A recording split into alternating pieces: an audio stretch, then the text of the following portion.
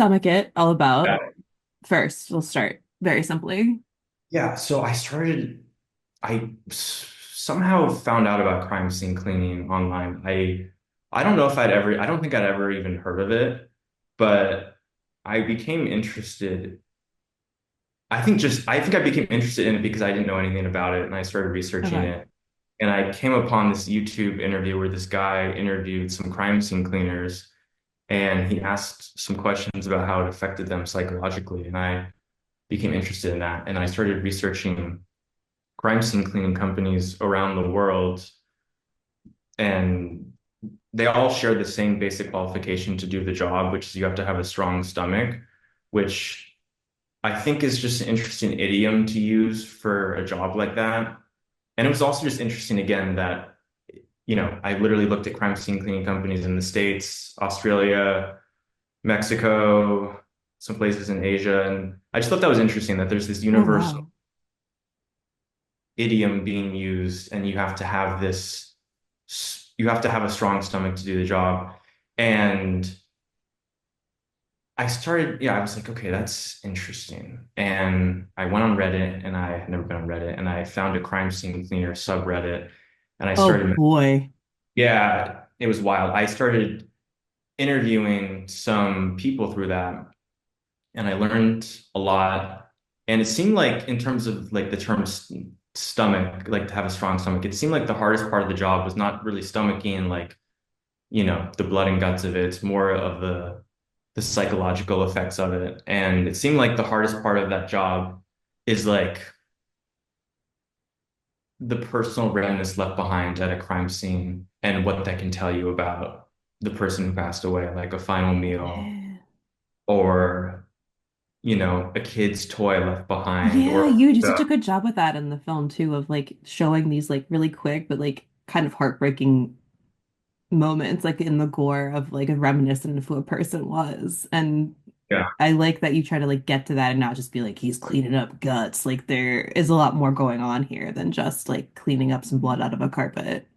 Yeah, because again, it just seemed like that was what affected them psychologically. And there was an interview. I read some interview online where this crime scene cleaner spoke about how they had cleaned up, I believe it was a car accident or something. Oh, They had cleaned up the aftermath of a car accident, and they decided to put on the news that night, and they saw that I believe a kid had passed away, and that just kind of really affected them, and they started like doing more research into it, and that kind of really ooh. affected the person. And the interesting thing about that job too is you have to be able to like emotionally detach to do it. And there's this because if you're like really thinking about all these, if you really think about all these people's lives, if you really like focus on that, that's not good for your psyche. So you have to kind of like almost depersonalize in certain ways. Yeah, And you have to compartmentalize your whole exist, yeah, like half of your existence, basically, and yeah. that's not like good for you probably on like a No, long-term no, scale. Like no. that experience cannot be good. I think the most helpful part of the research was I spoke to this guy who runs a crime scene cleaning company in Baton Rouge, Louisiana, Oh, and oh boy, I spoke to him on the phone a couple times, which was helpful because the other people was just that's so like cool. via messaging, and it was just helpful to like actually talk to someone who does this, Yeah. and just learned a lot through speaking with him, and I had already written a lot of drafts of the scripts that included, the visual of him turning around the photos, how that's like in the short where he turns around Yeah. photos. And coincidentally, when I was talking to this guy, he said that I think he works in the office now, but when he used to be out on the field, he would go into crime scenes and turn all the photos around before his cleaners would go in. So No that showed me that way. I was on the right track in That's terms of cool. depicting that like emotional detachment element. Um, yeah, Wow. I started to kind of reflect on my own experiences with like anxiety and trauma and like how when I feel I'm a really anxious person, when I feel anxiety and when I feel really anxious and I just feel that in my stomach. Oh yeah, That's I'm a big like stomach anxiety. It lives in my yeah, stomach and I have like heartburn issues. So like this movie on top of that, I was like, I feel this man's pain of just like yeah, living with that kind of issue already on top of like, everything else. Yeah. right. So I that's how I kind of related to that idea Cool. of stomaching the job.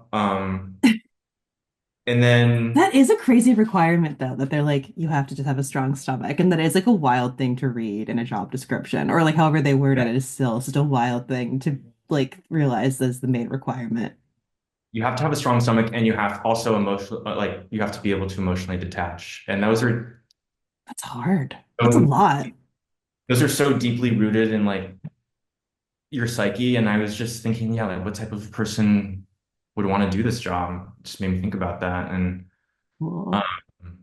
I had a family member who passed away years before I was born. And when I was growing up, I only learned about her through like Super 8 footage, like photos, some stuff that she owned. And that was kind of my experience of knowing this person was just through like some of those possessions. And that's how I also kind of related to this kind of idea because you can just tell a lot about someone through what they leave behind. Yeah. Yeah, that's Yeah. wild. But must have been because you kind of came to that later in the process too. That's so interesting. Like you write this movie, like, oh, this is kind of an interesting idea. And then you realize, like, Yeah. oh, there was actually catharsis for me along the Yeah. way. Like that is such a like wild like part of the filmmaking process, I feel like, especially when you're making a short like this and then realizing, Mhm. wait, hold on, this is actually much more like emotionally complex than maybe you had first Yeah. expected it to be. I didn't realize kind of you're definitely right. There is catharsis in that. I didn't realize I didn't really think about my family member and all that Yeah. until way later into the filmmaking process, kind of like you said. And I think that's just an interesting part of like writing horror in general Yeah. is like the catharsis that it brings. It's very therapeutic. Like it kind of feels like a therapy session. It Because it's really really does. and also like I think this short really stems out of also the fear of when you internalize trauma over time, how that can just Yes. manifest in the most unhealthy ways. And that's also where the body horror kind of comes in. Yeah. Um, yeah, I think I don't know if I said this, but like I really did not know a lot about body horror before making Okay. this. Were you a It horror fan? Like, did you still like definitely, horror movies? oh, Okay. I love horror movies. I just hadn't seen some of the classic body horror stuff. I would say the biggest influences for this, I wouldn't, I mean, Elm Street's not really like body horror, but I would say the biggest influences for this were Elm Street and then also Black Swan. Black Swan, I would say Mm. definitely has body horror elements. Oh yeah, absolutely. She pulls Yeah. off like that huge part. Like that is like the most terrifying thing ever because I bite my nails. So just like that pulling of the cuticle back like that. Uh, And that's that the is thing too, like body horror doesn't have to be like someone's stomach falling out of their mouth or something. Like there is exactly. something so scary about that one little piece of flesh. Like it's and that's like what's cool about body horror too, is how it's so it can be anything, really. Like kind of the sky's the limit as long as it's in the body, right? Yeah, the cuticle shot you mentioned of her doing that, it would definitely influence the shot in this short where he's in his van, he's just like picking at his cuticles. Hell yeah. There's something gross about cuticle stuff. I mean, It really is. there's that famous shot in Fly that, they kind of did again in The Substance. And there's yeah, but you're right though. You don't need to do really extravagant stuff for it to be an effective kind of like body horror moment. Because you're totally right. Like some of the most effective body horror moments is kind of like smaller, kind of visceral moments like that. And it's just like cool thing about body horror is it just really makes you feel it in Yeah. whatever was happening. Like in Like, the substance when she's sewing up her back, like I definitely felt that in my body when I was watching it. And yes. that's such a cool kind of emotion to elicit because it's a very kind of like physical sensation. So, do you want to make another body horror? Do you want to make a feature? What's next for Peter? Um, I definitely would make another body horror. I'm writing a new like home invasion nightmarish script that I wouldn't say is full on body horror, but definitely has body horror elements to it. Oh yeah. It's interesting. I just feel like it's such a good vessel for exploring someone's psyche. It really is though. It really is. It's my favorite. Like just show me someone's body exploding and I'll understand. You know what I Yeah, mean? 100%. Um, yeah, the next project is like it's based off of my own invasion fears, and I always triple check to make sure that my front and back doors are locked. Home That's invasion is the scariest subgenre. Like to yeah. me personally, because that shit's real and I don't want to deal with it. Because I would either just perish Rather- or just throw myself out a window and be like, all right, like this is it. Do you have that kind of thing, same thing I do, where you like triple check to make sure the doors are locked? I mean, yeah, every night, like I check to Yeah. make sure everything's locked. And like, yeah, I live in like a decent neighborhood, but it's always the decent neighborhoods that are the ones that are targeted in home invasions, the nice, quiet neighborhoods. So I'm always just like, True. I had like three really visceral home invasion nightmares when I was writing this new script, and one of which was my girlfriend and I were like in the front of our apartment facing the front door, and outside the front door there was someone with like I think it was like a sledgehammer that was trying to smash in the locks. And in our apartment, my girlfriend and I couldn't move because our feet were like stuck to the floor and we were just helpless, waiting for the inevitable. And then this like I remember it was like this out of focus, like dark figure broke in and was about to reach us when I woke up and I was like drenched in sweat. oh my God. Really, really scary. And I prior to that, that script had been very grounded. And then I just thought I was just thinking, yeah, I don't really have a desire for this to be grounded. I want it to feel like that nightmare. Like an actual Yeah. nightmare, like nightmare logic type vibe, which is even scarier because, like, again, the worst is when you're in a nightmare where your feet are stuck and you have no idea why, but they're just stuck and you have to figure it out. And it's, Yeah.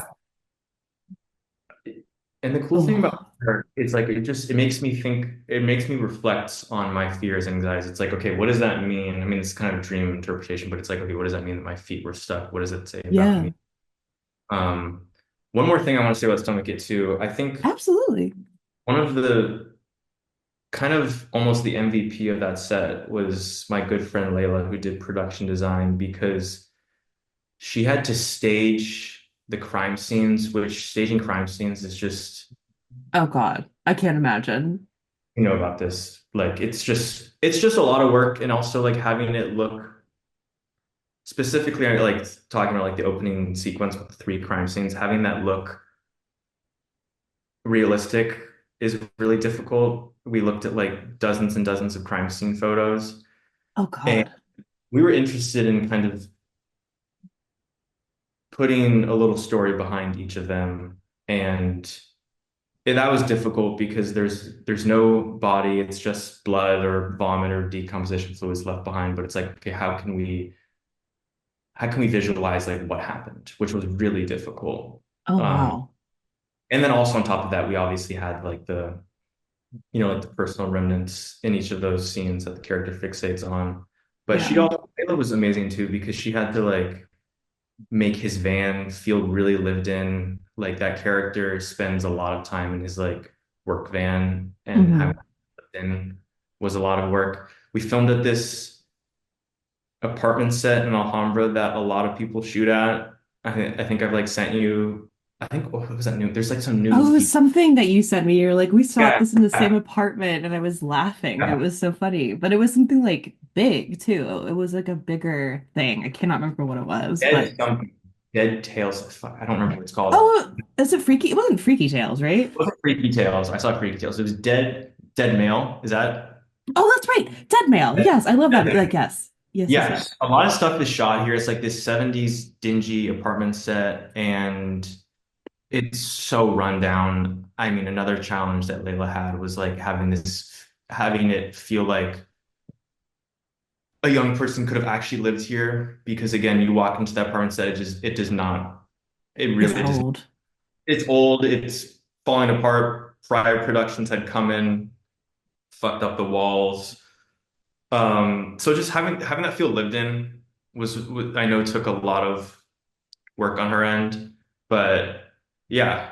The other thing I kind of want to talk about too, we did a lot of crazy chemistry stuff for Oh, this that's project. right. You did. Oh, I Yeah. forgot about that.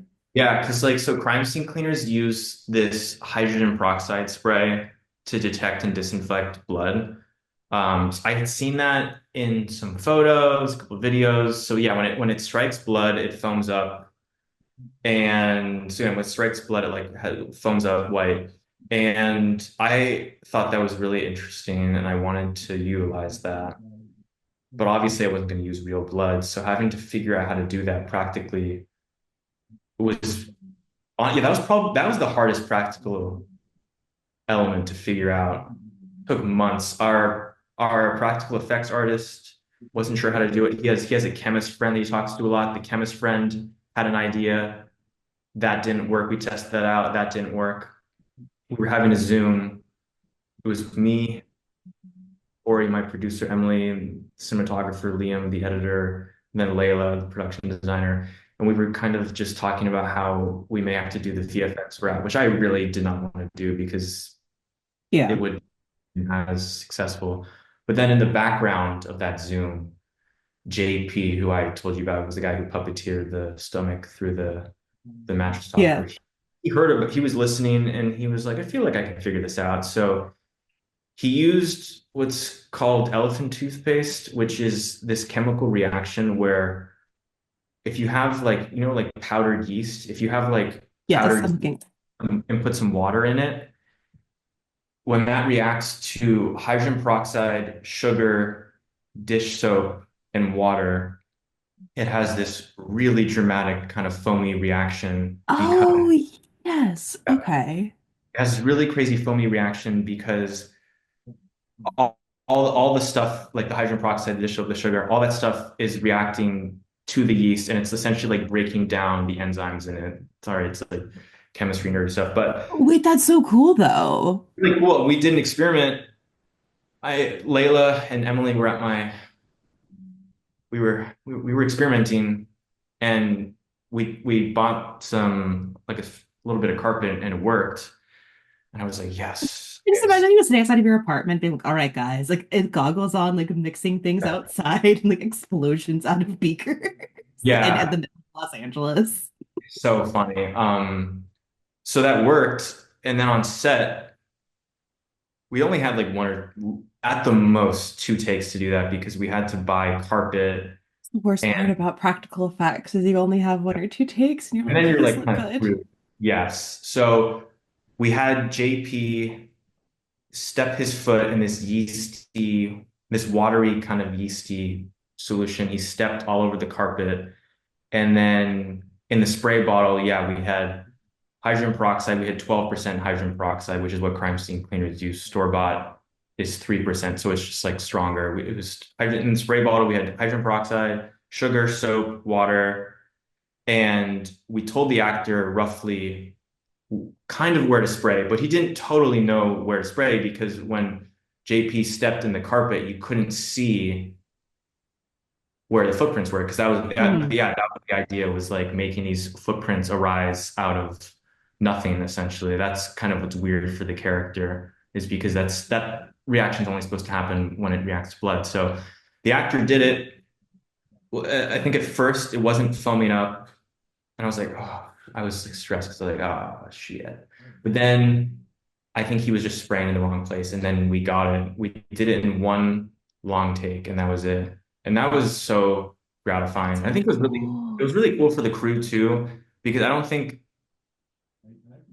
chemistry stuff like that is done on a lot of sets. I think it was just fun for the crew to just kind of watch this wild, weird stuff happening. And then we also did that reaction with the wine glass as well. Good Um, Lord. Like for this short, you did so much for a short. Like that's I crazy know, how much you did and made and like I know. accomplished. That's insane. Yeah. The other thing to, yeah, talk about practical effects is like you said, you only have at the most couple takes. So for pretty much everything, like even the what do you call it?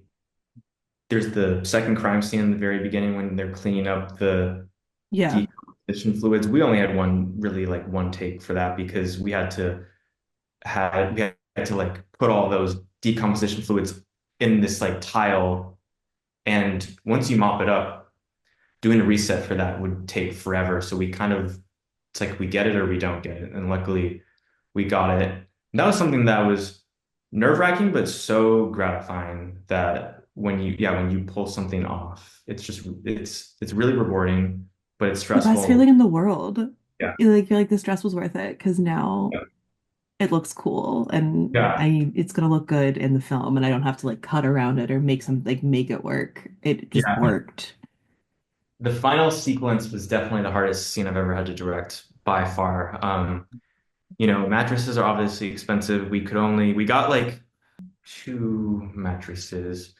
Okay. Uh, I had an idea of what I wanted to put in the mattress. I wanted it to kind of reflect the inside of a person. So there was like fat and muscle tissue that I mentioned, bile, blood, and a bunch of gross stuff. But when we were shooting it, so we didn't really rehearse that. Like we didn't really rehearse that prior because again, like we only had two mattresses and Yeah. like kind of have to just do it. I didn't really I had so again I had an idea of what I wanted in each layer of the mattress, but when we were shooting it, it was the actors' movements were a lot quicker than I thought. So we got to the bottom of the mattress way quicker than I thought. So in that moment, I had to kind of figure out more bile, more like fat and muscle tissue and stuff like that, which is just so weird as a director to just tell people, but kind of funny. It's like And out of context, I sound like a crazy person, but in I sound context, it makes total like a sense. psycho. Yes, you're right. I sound like a psycho. I'm like, more vomit. And it's just like, we're out of vomit. More It's hilarious. bile. More More bile, yeah. bile. We used so much bile, gallons of bile and blood in that mattress, so much. And the Oh, other God. thing was like, I think that was one of the hottest days of the year in LA in 2023. So there was no AC. There was AC in that apartment, but we had to turn it off because of sound. We're shooting. So Yep. Oh, yeah. the actor's in a hazmat suit, having, you know, a psychotic break essentially while he's tearing open this mattress and he's like insanely hot. I can only And imagine just like the seal of like just yeah, fluids inside that hazmat. it was, I know it was really hot. Like those were like actual hazmat suits that my costume designer Nadine got. Oh my And God. there's so there's the shot of him, but then there's like a reverse shot where you see like a close up of the stuff he's tearing through. That was actually my assistant director, Brenton, in that outfit because he technically uses like a knife to like tear into the mattress, and we were just trying to be safe, extra safe, so we had him do that. And so he was Oh, also just like, I've never been this hot in my entire life. Like this is insane. So I don't know, with that shot of my friend and AD Brenton in that suit, tearing like kind of tearing it up. That was probably a 20-minute take, one 20-minute take that we oh kind of my just God. Oh found, wow. which is not good, but it was just really difficult knowing what would look good visually. Be like Yeah. more intestinal goo, more whatever. I We mean, it looks did it. awesome. It all ended up looking pretty disgusting and pretty great. Thank you. My other funny thing I forgot to mention at the beginning was when I hired the practical effects artist Michael, I had already bought a prop stomach beforehand before I had hired him. Because when I hired him, I was like, I had only thought he was gonna make the air bladder, but then I realized I'm like, okay, he's a practical effects artist. He should make all these other things. But I had told him about that stomach prop that I had bought, and he was like, yeah, but you won't be able to fill that up with bile. And I was like, uh, okay, that's a great idea. That's true. So then he made a stomach. I can kind of show you like Oh God, the he's like, you're not gonna be able to fill that up with bile. Let me handle it for you. And you're like, so amen. Got you, so bro. that's like Ew, that's so gross. Ew. And that's like before he paint that's like after he painted it, but that's before he painted it. And It's that's kind of like Moo Dang, the little hip. I know it's really cute when it's really cute in person. I wanted to like pet it. It's really cute. And then It's that's really cool. That's like the mold of it, which is it's very like That's fetus so, vibe it kind of. is very funny how cute it looks. It's kind of It's, hysterical. It looks like a little animal. Like, oh, if you just painted it a little differently, it'd be like a little weird, fucked up creature. so when he puppeteered it up, but when he went down because the character like turns around, there's nothing. But when he went down, you could clearly see there was a hole in the mattress topper, so it just looked really fake. And for the Oh, third take, my production designer was on one side of the mattress topper, and I think our second AC was on the other side. So uh, when he like when he like dipped down, they like held the fitted sheet so it looked taut and you couldn't see the hole. I didn't know about that I think until a couple of days after, but I think that's like the cool thing about making movies is sometimes things happen and you don't know about them. right? It's so cool. And you're like, hey, that wouldn't have happened without. So there's that. He signed it. He said peace, love, and bladders. I'm like, okay, Oh, which that's is cute. amazing. And then he made a stomach air bladder. So this exploded. We exploded this on set. So this was like attached to the actor's like it was like attached to his like abdomen, and when he inflated it, it looked like it looked like his stomach was like pulsating out. Yeah. I I was watching a lot of like 80s body horror stuff, like The Fly, Videodrome, Altered States, and I started to become interested in I started that's how it kind of got me interested in body horror, but I was really interested in like that pulsating effect, so I researched it and I found out I didn't know about the term air bladder, so I like researched it, and I guess the first famous usage is in The Exorcist when her neck is like throbbing. I think that's the first. Oh, I didn't Yeah, know that. yeah. Dick Smith is the That's guy so who cool. invented all this stuff. I I watched all that body horror stuff. I Yeah. found the air bladders, and I wanted to like. I think the issue with that script a while ago is that it was too sound focused. It's already pretty sound design heavy, but I became interested in body horror for this project because it seemed like a good way to visualize this character's like psychological descent, and Yeah. that's where like that's where I kind of came up with this like stomach air bladder idea where it's like his stomach is trying to like almost escape out of his body. Oh my God, the wound is stuck, I think. Okay, I'll just show you this way. Um, so that's the wound for the final sequence that he kind of like You goes like, you order a pizza and you open the box and that's in there. What do you do? oh, it's so funny that like It looks this like is a mouth. That's so funny.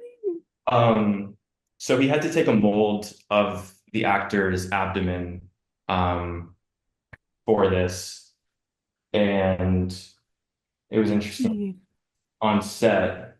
Like he had And told us, your same FX guy made the wound that did like the air bladder and everything. yeah, um, Wow. just all this wild stuff. And one more thing about the air bladder is that, yeah, so you inflate it.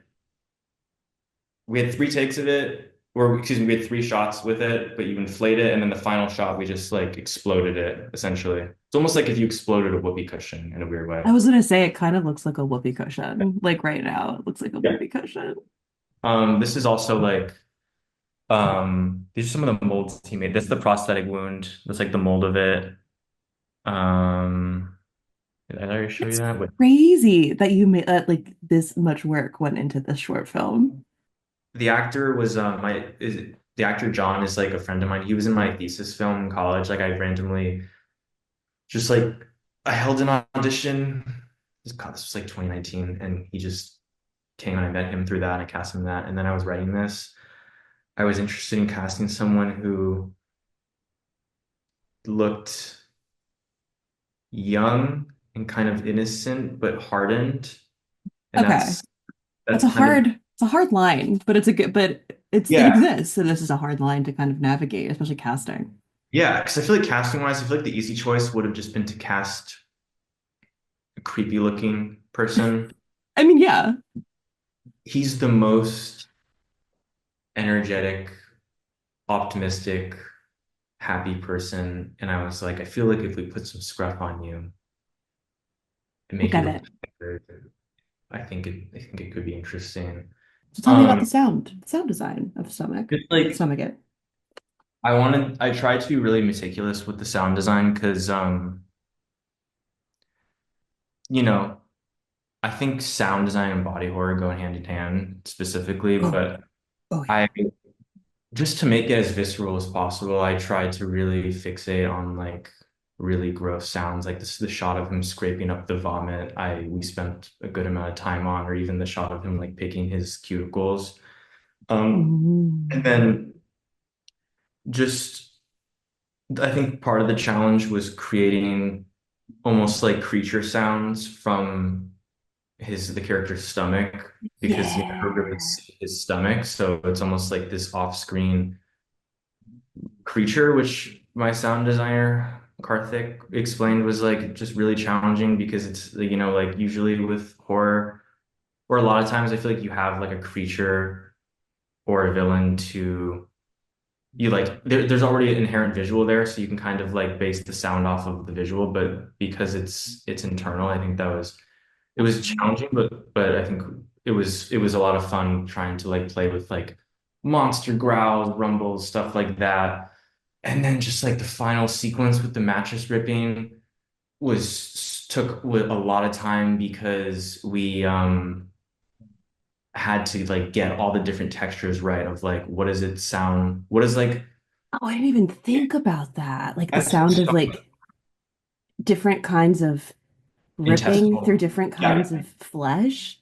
Oh, Because I wanted it to sound really fleshy, but then it's like, okay, what is intestinal goo? What does that sound like? What is picking up fat and muscle tissue, all that different stuff that all has a very different kind of textural sound. So having to figure that out took a lot of time for sure. But it's just so much fun. I'm sure you can like relate when you get like sound when you're playing around with sound design, you like get something right. It's really rewarding. And then on top of that, just like um I think I think our composer Robert did a really good job of like making the score feel like nausea because it almost feels like yeah. kind of guttural where it kind of Ooh. feels like a lot of the score is almost like you're being like